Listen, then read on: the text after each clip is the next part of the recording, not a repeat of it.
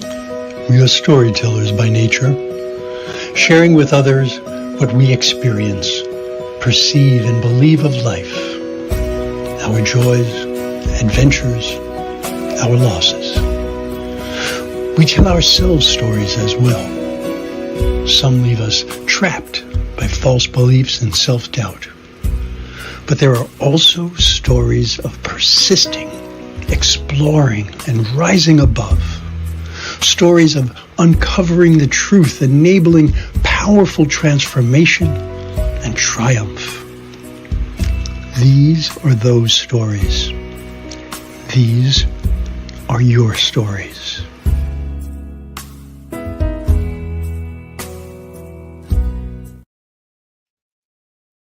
Hello, folks. Welcome, welcome, welcome. My name is Zoe DeMuro. I'm a licensed practitioner here on the New Thought Media Network, and I am also the host of this wonderful show.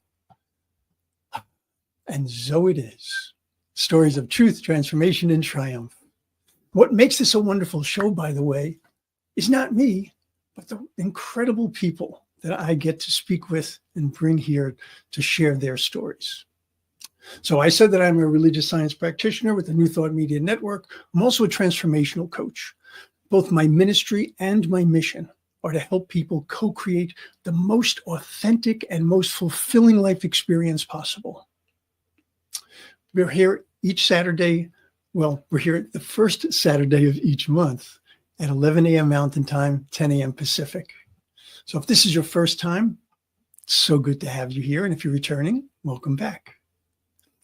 In each episode of this show, we'll hear how people like you, people like me, who have been held back by false or limiting beliefs, uncovered their truth, enabling them to transform their life experience and then triumph because of their spiritual journey. Which brings me to today's guest, my dear friend, fellow practitioner, and one of my prayer partners, Bonnie Gonzalez. You know, if I gave Bonnie's entire bio, we'd have no time for the rest of the show. So I'll be brief. I'm sure Bonnie's story will fill in some blanks as well. So here we go. Bonnie is a certified grief educator, a grief coach, a registered nurse, a religious science practitioner, a licensed soul collage facilitator, and a former hospice and palliative care nurse. Bonnie also currently has a weekly program right here on the New Thought Media Network titled Your Doula for Grief. And so with that brief bio, and believe me, it was brief. It was beef? No, it was brief. I give you Bonnie. Oh, morning, Zoe, or good afternoon, whatever time anyone is watching. But for us, it's morning.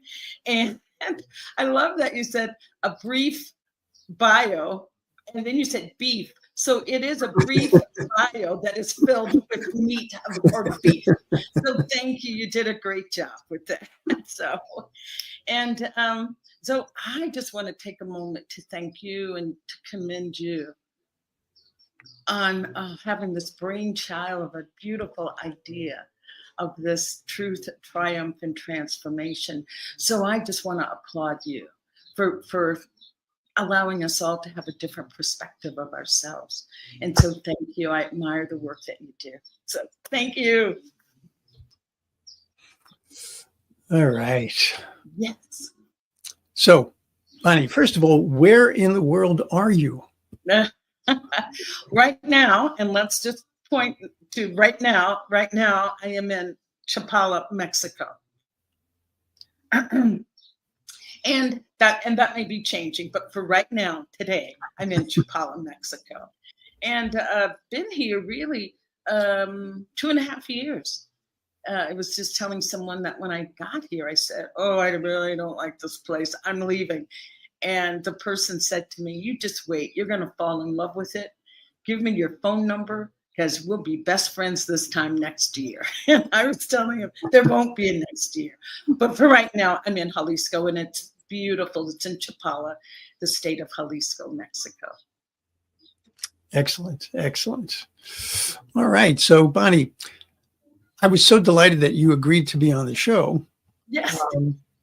And I know that there are many different aspects of your life in which you have transformed. Yeah. But I know that you've also selected a particular idea for today. So why don't you tell us about that? Wow, thank you, Zoe. When I agreed to be on the show with Zoe, it was a mutual thing. It was no arm twisting was needed. My friend Zoe said he needed a guest, it was desiring a guest. But here's where I'm gonna start, Zoe, and I'm gonna start with 2020 because I know in my heart that we all have stories. We all have experiences from 2020 that maybe we've not yet unpacked ourselves. And by Zoe offering me this opportunity, it allowed me some unpacking of 2020. And 2020 will go down in history for all of us with probably lots of different reasons. But here's mine. 2020 started off with, in February of 2020, my baby brother made his transition on Valentine's Day. The next month, there was the shutdown with the pandemic, which at that time I was working as a home health nurse. So making visits to patients' homes. And believe me, that was a stressful time. I would get to a patient's house and it took more time to calm them down. I say, get them back from the ledge because they were so anxiety ridden about where have you been? Have you been to nursing homes? Have you been in those places where people had COVID? And their concerns were legitimate. And so I, as a nurse, that was a part of my role, that mental check-in as well as the physical. So as I said, it would take me more time mentally to get them calmed down than my physical assessment. And I did that until about June of that year. And then I was living in the Bay Area, San Francisco Bay Area, El Cerrito, loved it. I was living in this house, so I tell people this all the time. I loved that house. And that house loved me. So, this love affair that was going on. And then the landlord called one day and said he wanted to sell the house. And did I want to buy it? I don't know if you know anything about houses in the Bay Area, but that time it was like close to $1 million. And I was like, wow, at this stage of my life, do I want that kind of debt over my head? And I tell people this is not even my usual language to say this. But anyway, it was 1 o'clock in the morning. I don't know what I was looking for in my closet, but obviously I was looking for something. And I just heard the voice of God. It's a voice I never heard in my life. It said, Bonnie, give everything away. Move to Ireland and be with your daughter, Kelly, in Ireland. And it was so clear. It was one of those voices that there was no space to argue, question, or anything. It was like hearing a truth. It said, move to Ireland. You'll be very happy. So I wake my husband up, Tito, and I said, Tito, how would you like to move to Ireland? And he's like, what? I said, move to Ireland. He goes, yeah, baby, let's do it. And so that started. That was really, so have you ever had times in your life that you look back and you say, how did I make it through that period? Yeah, quite a few, as a matter of fact. What's really interesting with what you were just talking about is that you started off with your feeling of lack, of you were worried, that you would not have enough, and then you turn around and you go into abundance by getting rid of things.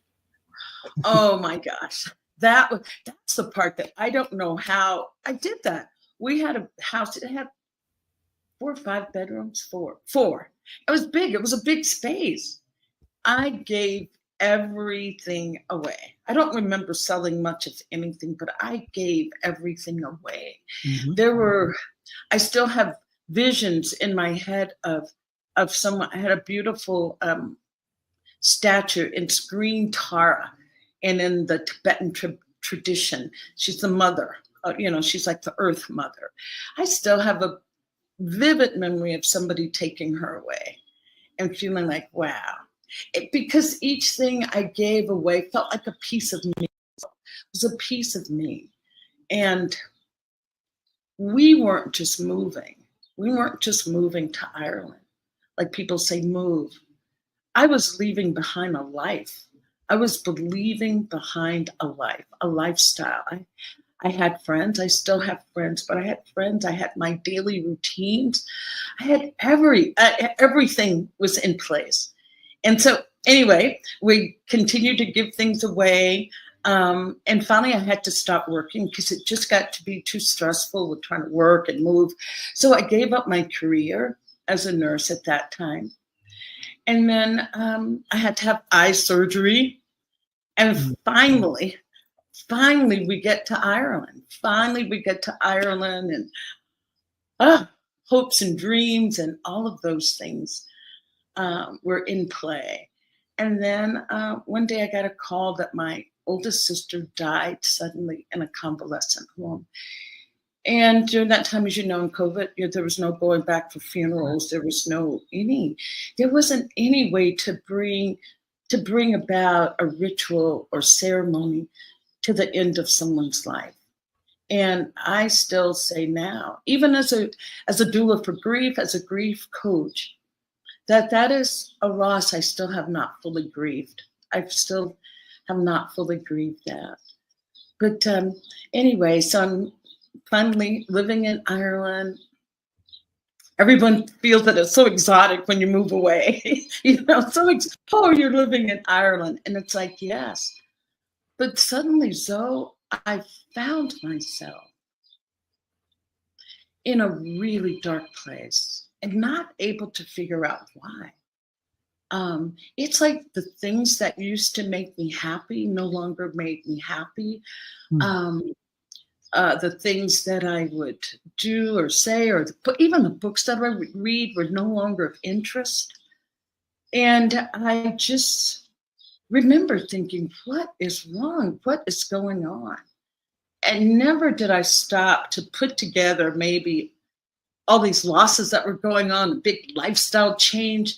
I just really did not, wasn't at that time able to put that together. And I remember this. I remember so vividly crying myself to sleep at night. But by day, I was the household cheerleader. Talk about putting on a mask. Putting on a mask.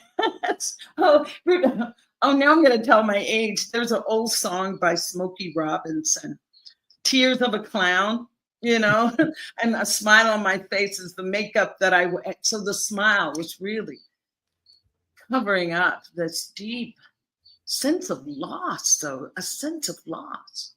And I'm going to remind you and let people know that at that time, both Zoe and I were in practitioner training, but we finished our practitionership and had our panels. And here I was, both of us as practitioners.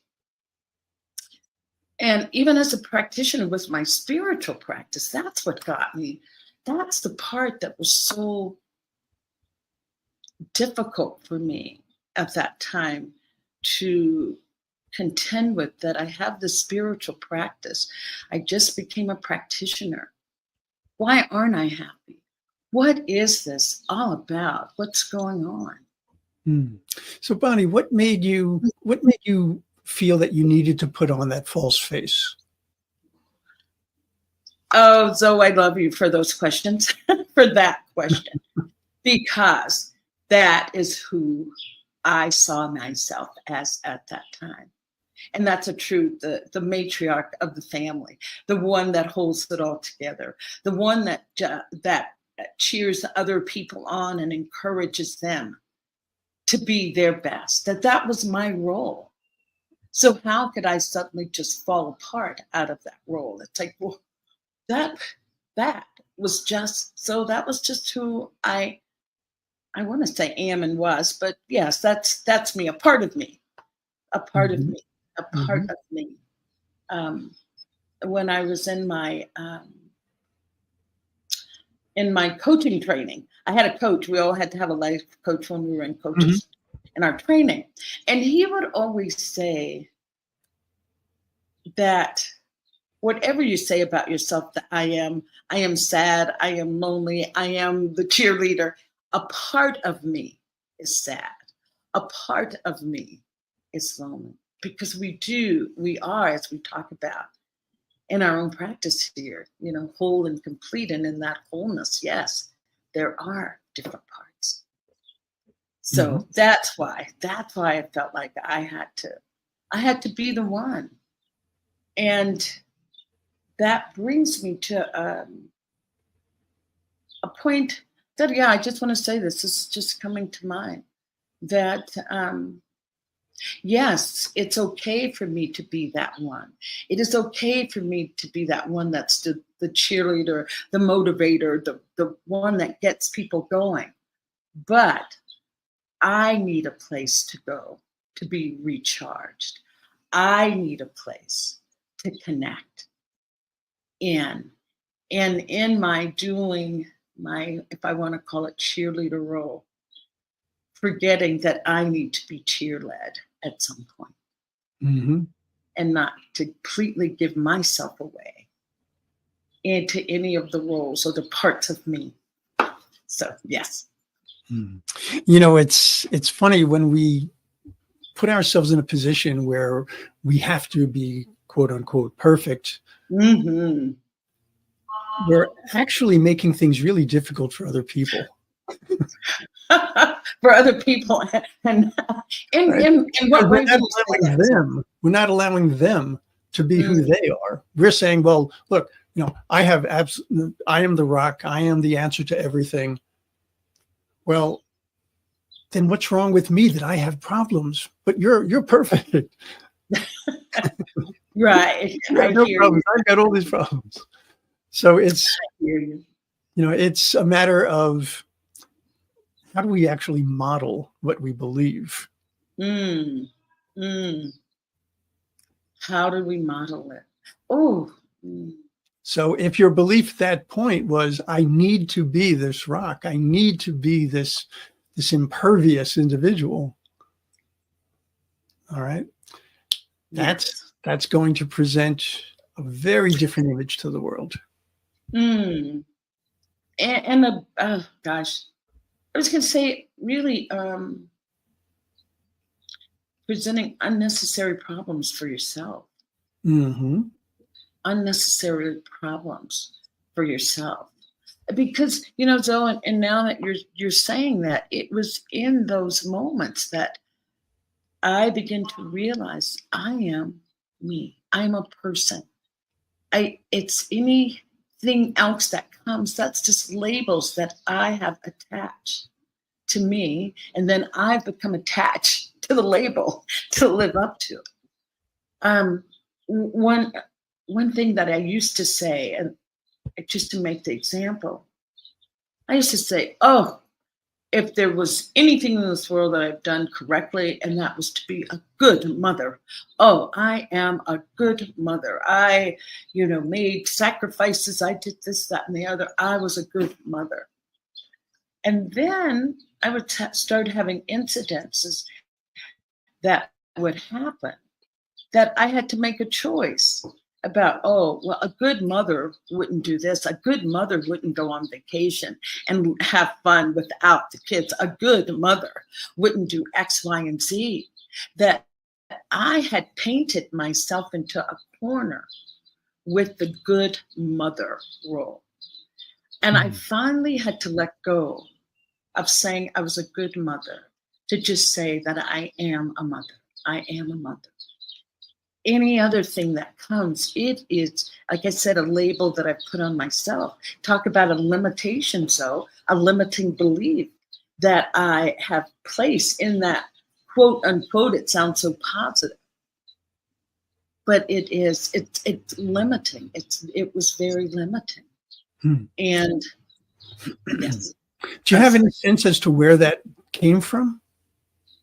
The good mother? the idea that, you know, you have to be the good mother and you have to be the rock. Oh, because of the way I was mothered and my judgment of my own mother, like, I'll never do that with my kids. I'll be a good mother. I won't be a tyrant. What? I'll just leave it there because my mom's gone, so she's not here to defend herself. She's not here to say, Bonnie, but you were a handful. But anyway, it was. I would just say socialized in a different way. And I'm sure lots of cultures put a lot on women, because I was going to say with African-American culture, but I think about other cultures and I won't just say, but I just know from my culture, there is a lot of pressure to be the rock, to be the monarch, because, you know, life is going to be hard and it's going to be tough. So you gotta stand up and you've got to be ready to help others stand up that can't. So I would say just being socialized in that way, using my mom as an example of, oh, I don't want to be that way.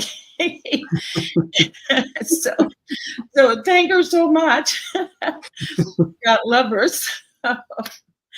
So anyway, so I think I digress a little bit from talking about my dark night of the soul, but I do want to come back to it because it was, as I said, being that cheerleader. So you're so right. Being that cheerleader was another thing that rock that I saw myself as, that was really limiting me from saying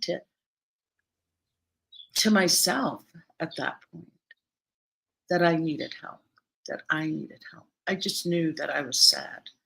And the thing about it, you know, my husband, Tito's a great partner. But in that time, during that time, I even felt like I couldn't burden my partner with more. I couldn't burden my partner with more because he was dealing with the same separation that I was dealing with and handling in different ways. And as you know, as I tell my coaching clients, or telling my coaching clients, when I ask them, when they come with whatever issue and they want support, I ask them, who in your life right now can support you in going through this, moving through this? And the first thing they say, oh, my partner can help. It's like, no, your partner already has a full-time job. Your partner has a full-time job being your partner and dealing with all of the issues and the ramifications that come up under that. But with this grief, you're going to have to build another, you know, oh gosh, you're going to have to build a support system, but I don't want to just say it that way. I was going to say you have to build what's called a collateral circulation. And this is from being a nurse. Okay, say that you have a heart blockage. The heart is blocked and the blood can't really perfuse to the muscle. Do you know that you will start to grow little blood vessels that will feed the area that's getting blocked? And so that's how I like to think of it, that you're building a collateral circulation when you reach out for help, when you reach out to get support from others. So that's what I felt like, yeah, that I had to build collateral circulation to be able to move through this blockage. But the only thing, so, is that my collateral circulation wasn't perfusing fast enough. It was like, I need more. No, because I did reach out. So, and you were there for me during that time. I remember a couple other people, well, I don't have to say their names, but other friends that were there that I could reach out to. And the thing about our beautiful friendships is that each friendship will feed a different area of your need. Each friend will bring out something different. And so that's where I was. So in this dark night of the soul, trying to build this collateral circulation that was just taking a long time. And I'll stop there and give you some space to ask a question or pause. I'm sorry. Well, that's quite all right. That's quite all right. Actually, I'm curious to know, I see we have some people watching. I'm curious to know who's here. So I see Shay is here. Yay. Anybody else want to put a comment in so I can tell who you are, where you're from? Acknowledge your presence. Let us acknowledge you. Let us love you up and lift you up. And Shay, thank you for being here. I do know Shay, so thank you. Okay, well, not seeing anything right now. Yeah, so it's All okay. right. So you're in this dark night of the soul, and you're realizing that where you had started with this belief that you had to be the end all and be all for everyone, except for yourself, apparently. Yes, except for myself. Okay. Numero uno. So what shook that? What was able to break that for you? You know, so I am very, very social, even moving away. Even moving to Ireland, I had a connection there. And I think, this connection came through CSL, that I met Laura Topper. At that time, she was with New Thought Media. And she was region, oh gosh, what is that region? It's not region 12. Oh gosh, I'm so sorry. But anyway, there was a region in the UK. I got connected with them through Laura. And she was the one that just started talking about New Thought Media. And she had me as a guest on her show, and I loved what she was doing. And she said, oh, Bonnie, New Thought Media is growing. And I know that you have a voice that you could lend to New Thought. Or how would you feel about lending your voice to New Thought Media?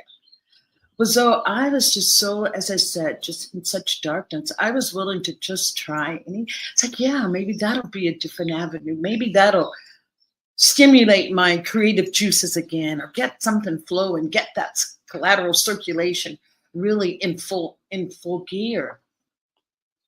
So she had me talk to Rev Robert, and we had a conversation because I thought, wow, being the cheerleader, though, being the helper, being the numero uno person that can help anybody with anything, it's like, let me see what they need. And so I was talking to him. We had a lovely conversation. And then I said, and so exactly what do you need? Laura was saying you needed help with the station. And he was like, yes, but what do you want to bring to the station? What do you want to give to the station? What would you like to have a program about? And so at that point, you could have knocked me over with a cheap feather, a feather from a baby chick. You could have just knocked me over. And now this kind of makes me sad when I even think about it. So just bear with me. Never had I asked someone, never had I had someone asking me what it is that I wanted to give to them. It was always, Bonnie, I need. Bonnie, can you do? Bonnie, can you go? Never had I had someone to see me as a human in need, as a human with as a human that has something to give versus just take from that person. Does that make sense? To just take. Yes, it does. Yes, it does. And I hate to say it, as a woman of a certain age, that I had never had anybody ask me that. I had never checked in to see what it is that I wanted to give voluntarily to give. And at that point, so I had to say, I don't know. I said, I don't know. And he was so kind, because he could have said, what do you mean you don't know? And no, he was like, that is okay. He says, what I want you to do, I want you to go and just take some time and do some visioning around what it is that you would like to bring to New Thought Media. And that was a big shift. So that was a big shift, because maybe this entire dark night of the soul, even we're looking at it in hindsight, was about that. For me to look within, not looking without, not looking to cheer people on, not looking to be a partner, a mother, or whatever. It allowed me to connect in with me. And what gifts, and if I am a cheerleader or giver, if I connect into me to know what my strengths are, that makes me even more powerful when I do turn to give, when I do turn back around to give. So that was just, as I said, I still remember the moment. I could still remember. It was one of those things, though, that you can remember where you were standing and on the phone and what you were looking at. I was in my daughter's kitchen. I was looking out into the backyard, which is beautiful and spacious, and thinking, what gifts do I have to give? What gifts do I have? Honoring that, bringing value back to myself. So it brought value back to me. That I matter because of the gifts that I have to bring. Yeah, I have to wonder if at other times in your life, a similar situation hadn't come up, but you couldn't see it. Oh, so I'm sure. So I'm sure I had a million. I kept going, oh, no, not now. Oh, no, I'm not going over there. Oh, no, not me. It's like, yeah. Oh gosh, not me, but I could tell you, even with other dark situations that I've had, my key, I think in the past, and each time it always comes back to spirit. It always comes down to my spirituality, my practices. I know when I had another time, it was truly, truly turbulent. I was new to practicing Buddhism, and it just propelled me in a way to really, just embrace the philosophy of Buddhism. And that is the similarity, because now practicing science of mind, I think it's been 10 years. I guess that's kind of new for a lot of people, but I've been practicing Buddhism forever. Buddhism is a philosophy, but it made it easy to embrace science of mind because the philosophies are so the same. So it made that really easy. But I would say, even other times that this happened, I used, a spiritual practice to philosophy to move through. And here again, I really think, so I think it's timing. I think it's all timing. When you stop to take that internal deep dive, it has to be timing. It not has to be. It is. All in divine time is my statement that I use for myself. In divine time, and this was a divine time. Michael Beckwith puts it lovely. He says the corona bonus. So that's what I'm saying. The bonus was for me was this deep, deep, dark night of the soul, and coming back out of that, and not pushing fast forward, but coming back out of it in a way that I am just a totally different person today. The same person that was August 2020 to August 2024, totally different. Just a life that has just, I was going to say, been cracked wide open with goodness, with goodness and abundance, and anyway, I won't jump ahead too far. So Cracked open I like that, cracked open with goodness. Actually, there's a quote I'll use later on that's going to tie right into that. So I want to just point out that here you were in a situation where you were at a real low point in your life. You were just, the energy just was not there. Things were stuck. Mm-hmm. And yet you found a way to move on. Right. So now you were able to accept what Reverend Robert had said. By the way, the person we're speaking of is Reverend Dr. Robert Brzezinski. He's the founder of New Thought Media Network. Yes. And Laura Topper, who's Reverend Laura these days, if I remember correctly.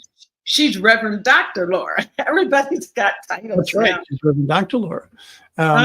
Another powerhouse. Right. So here are these two powerhouse people that came into your life at just the right time. Wow.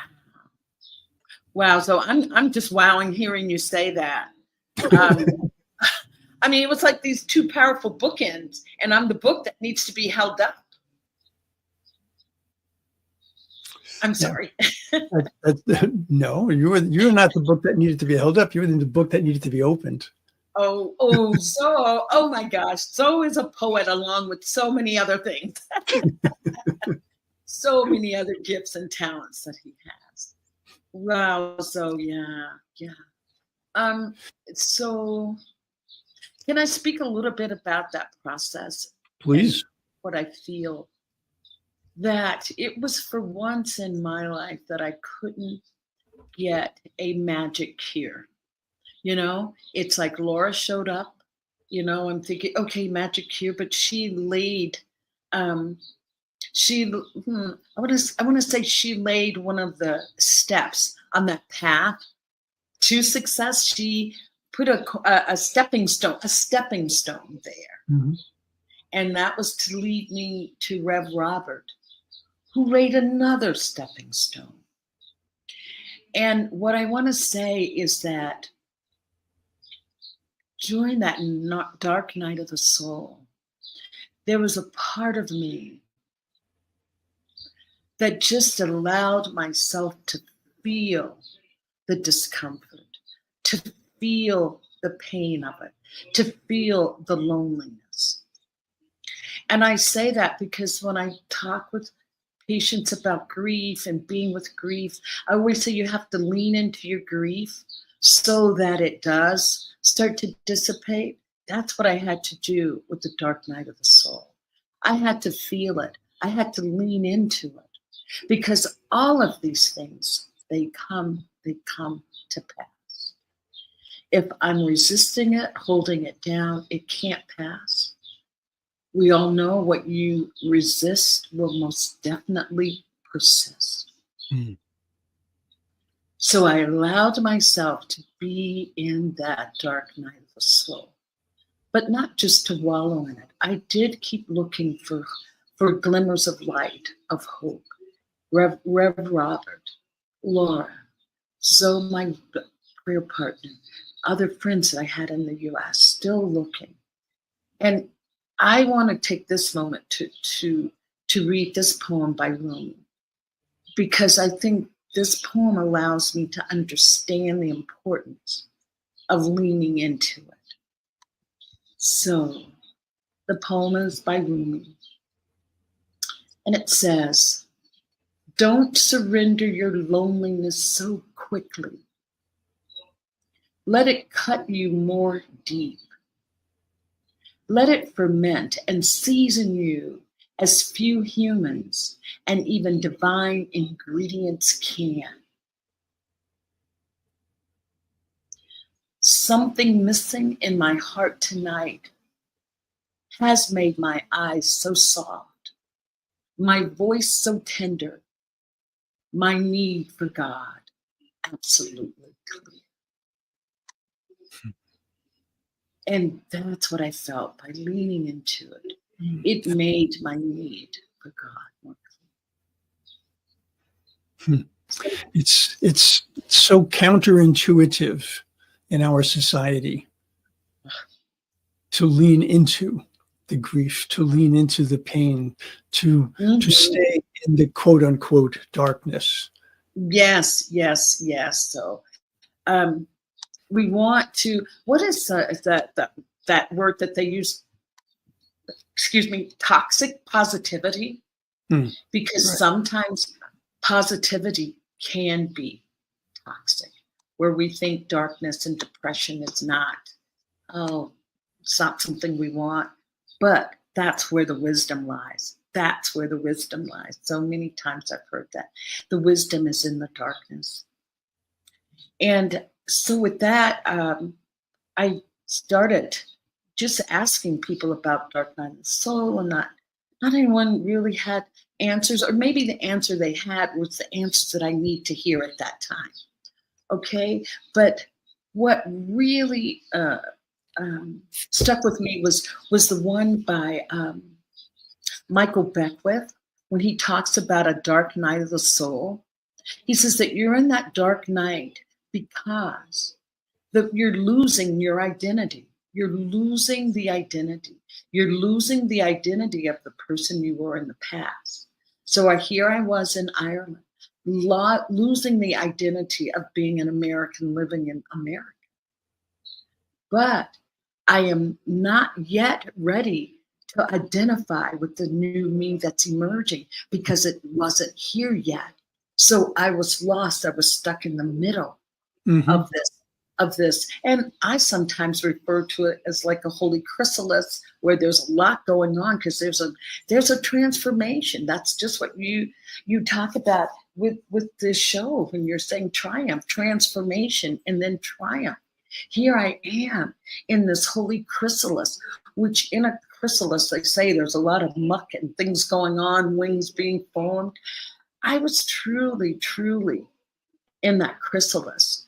But even then, I still felt that I was being held, in safety. And I know some people that have dark nights of the soul say they don't always feel that way. But I felt that, yes, it was a lot going on. And when Michael Beckwith talks about not becoming the new person, you can't identify with the new because it's not here. Can't identify with the old because it's slipping away.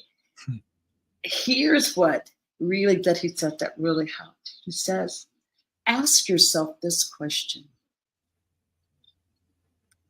If this situation never ends and I have to live the rest of my life in this situation, what qualities would I need to have?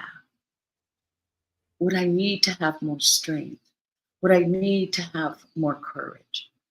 And what I felt is that I needed to tap into a gift that was inside of me that had always been there. In my Buddhist practice, it says, don't base your happiness on transient things. And everything really in life is transient until you go within, really, until you go within.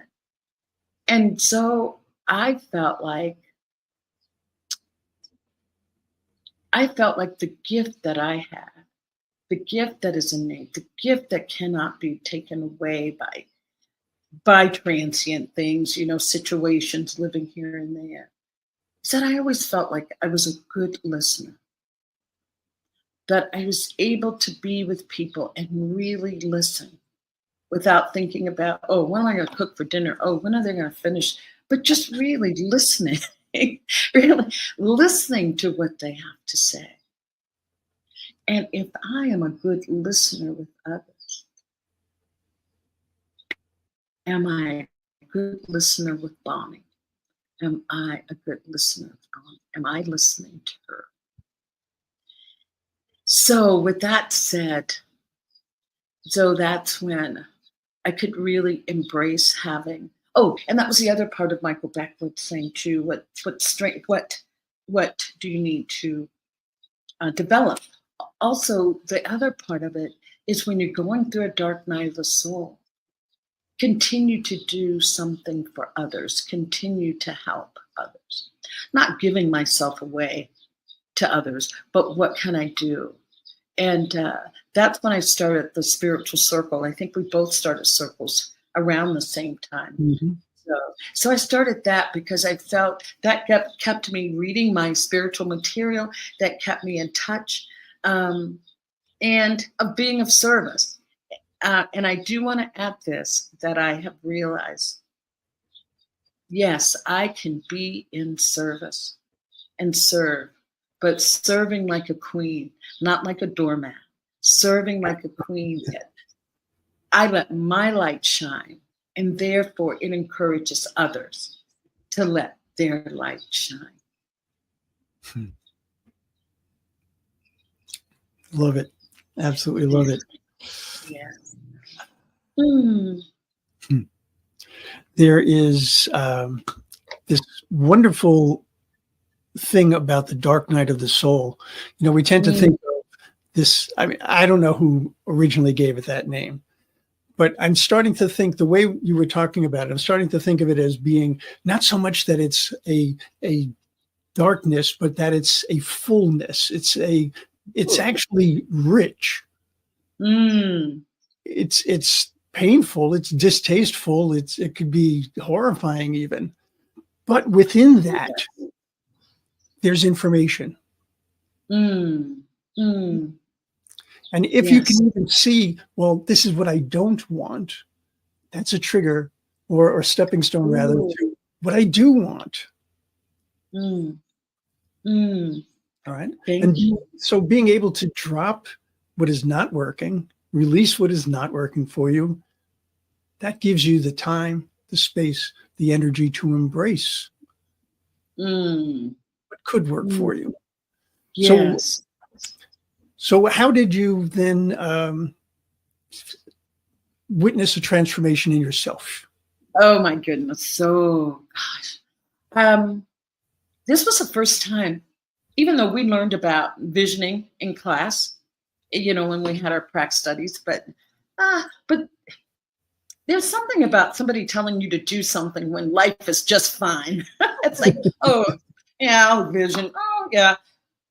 But when you're in that darkness night, when you're in a place of, I'll just use the word desperation. It doesn't have to stick. But just when you're at that place of desperation, it's like I thought I needed something. I needed something because everything else that I had tried had not worked. So I started visioning, and I started really to have a consistent practice of meditating. I've gone through my life with periods and episodes of meditating off and on.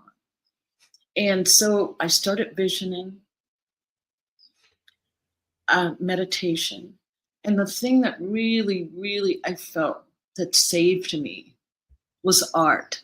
You know, I do a soul collage. And that's another program. I'll come back and talk about transformation through soul collage, and I'll bring some cards. But the art is, and I had been doing soul collage before that, but this time I embraced another modality of being able to have paints and things like that.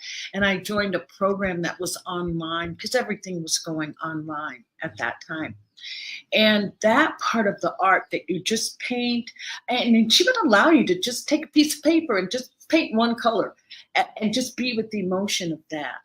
I feel like doing that artwork is what allowed me to just sit with those emotions of loneliness, let them come up in a way that I could tolerate them, that I could, you know, paint with them, that there was an end result to all of this loneliness and pain. That was just so healing. And continuing to, you know, work on the actual transforming my thoughts and ideas from, yes, I have this great listening skill. What do I want to do with that? I know how much grief has always meant to me. And it was like, wow, listening and grief, people that are in grief, what do they need the most? They need to be heard. They need to be listened to. They need a place to go to empty. I mean, to truly empty. And it's like, wow. That's what I will do. And suddenly it just came in after one of these periods of just being in deep meditation, that yes, you will be a doula for grief, helping people heal from grief. And just because that really was the source, I feel, of my dark night of the soul. I was in true grief around a loss of an entire life lived in a certain way. So all of this, having the truth of being in a dark night, being transformed with art and soul collage and those modalities that helped to give birth to your doula for grief. And we are so blessed, so blessed by that birth. Yes. So, yes. Okay. I want to acknowledge some of the comments we have here. So I see Juniper has joined us from Arizona. Oh, I know her. She doesn't know me. Oh, no, I did meet her. Hi. And let's see, Shay said that she says no to spiritual bypassing and toxic positivity. Ooh. Absolutely. Yes. And Sean, hello, Sean. Sean says, in all chaos, there is a cosmos. In all disorder, a secret order. We cannot change anything until we accept it. It's a quote from Carl Jung. Yes. Yes, thanks. And that's Sean. I was going to say, Sean, also, what is that? Creativity is born from chaos. Am I getting that quote right? I remember there's a Chinese symbol that even shows all the chaos and creativity coming from that. All right. Yes. Well, that was marvelous. Absolutely marvelous. Yes. So I know. So how do people reach you? Oh, not only do I have a program, Your Doula for Grief, it's on Mondays at 1 p.m. Mountain Time, right here on New Thought Media Network. And you can email me, bonnie@yourdoulaforgrief.com. And if you just go to yourdoulaforgrief.com, there's a place that you can contact me. You can just put in your contact information, and would just so love to be able to support you during your hour of need. I'll put it that way. So I have this quote that I told you that you had reminded me of. Oh, okay. Let me bring this up. Okay. Get rid of that. Okay. So this is from Dennis Merritt Jones, The Art of Being. He says, the truth is that every day offers opportunities to allow light to shine through the cracks of the wall called our belief system, into the unexplored rooms where our spiritual nature dwells, waiting patiently for us to enter and be more of who we were meant to be. So be excited and look for the cracks. Oh my gosh. I love that. So I love that. You'll have to make sure you text me that or email it or send it to me, that be sure to look for the cracks. Great. So what's next for you, Bonnie? Oh my goodness. Oh my goodness. So what is next for me?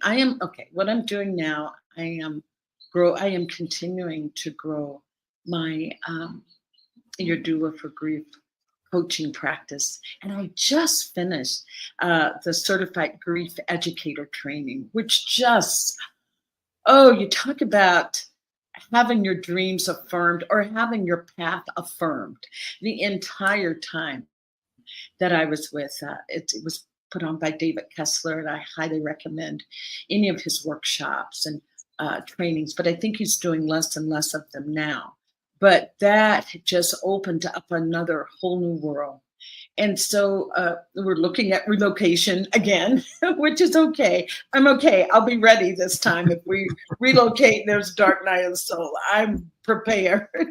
I am so prepared. But I've been giving workshops and classes here in Chapala And I have done some online international workshops on griefs. So I'm focusing more on continuing workshops and classes, and formulating right now in the process of putting together a grief training program that will be an online, and one that you could be a self-paced grief training program for those that are interested.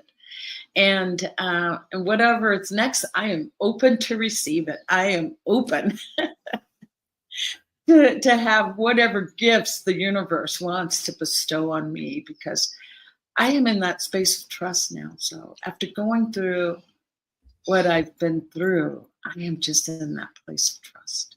So that's what's for me. Oh, I must say this.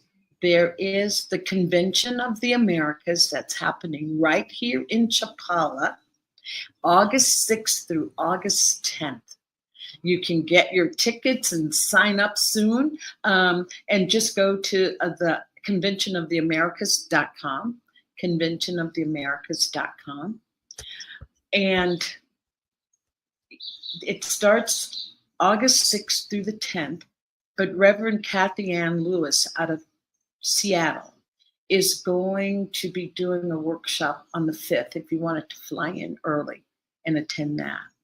And it's a fly-in early to attend that. And I will be presenting my soul collage workshop on August 7th at the convention. It'll be on Wednesday. So you're not going to want to miss it. We've got wonderful activities planned before and after the conference. So it's really, you owe it to yourself to come and have fun. Excellent. So thank you. Yes. So, we have another comment from Lori. Lori is a practitioner, a wonderful practitioner here on the New Thought Media Network as well. Says thank you for this, and she is open to receive her gifts as well, Bonnie. Oh, wonderful. I have a sister that's ready to receive. Oh my gosh. So this is just, I can't believe the time has gone by. I know. So fast. And should I do my recap now? And go for it. Oh my God. Oh goodness, thank you so much. So I just wanted to do just a brief recap of, the truth of my situation. And the truth of my situation is that I was really, truly in a dark space. And the transformation came by realizing that, accepting that, moving through that dark night of the soul, receiving allowing hands to support me in that, and doing my deep